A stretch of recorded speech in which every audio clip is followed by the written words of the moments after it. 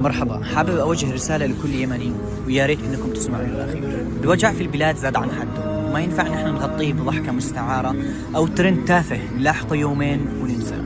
رسالتي لصناع المحتوى اليمنيين اللي يقول ما ينفع أتكلم بهذه الأشياء لأنه محتواي مش سياسة وما ينفع أتدخل فيها.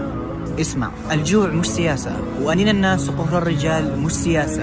هذا واجبنا وهذا وجعنا، وإذا ما تكلمنا إحنا فمن راح يتكلم علينا أصلا.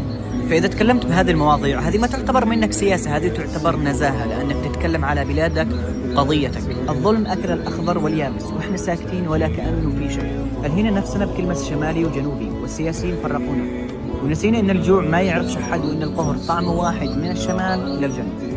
والشيء اللي يقهر القلب لما يطلع واحد يقول اليمن بخير ولا في من الخبر خبر. يا أخي إذا أنت شبعان والجيب مليان ونايم ومؤمن الله يزيدك من فضله، وإحنا نريد الخير للكل. لكن لا تتكلم بلسان الملايين، لا تتكلم بلسان الأب اللي يرجع البيت مكسور بس لأنه مش قادر يوفر قرص خبز لعياله. لا تتكلم بلسان الأم اللي تموت باليوم 1000 مرة وهي تشوف ولدها يتقطع من المرض ومش قادر تسوي له شيء وما عندها حتى قيمة بنادول.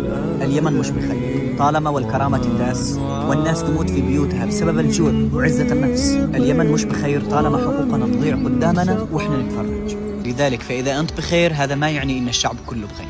اصحوا يا ناس وكونوا سند لبعض، وارفعوا صوت الوجع الحقيقي للمواطن اليمني بدل ما ترفعوا ترندات وتفاهات لا تسمن ولا تغني من جوع. فإذا ما حسيناش بعض اليوم فمتى راح نحس؟ ومن راح يحس علينا أصلا؟ اليمن أمانة، والسكوت عن الظلم ظلم ثاني.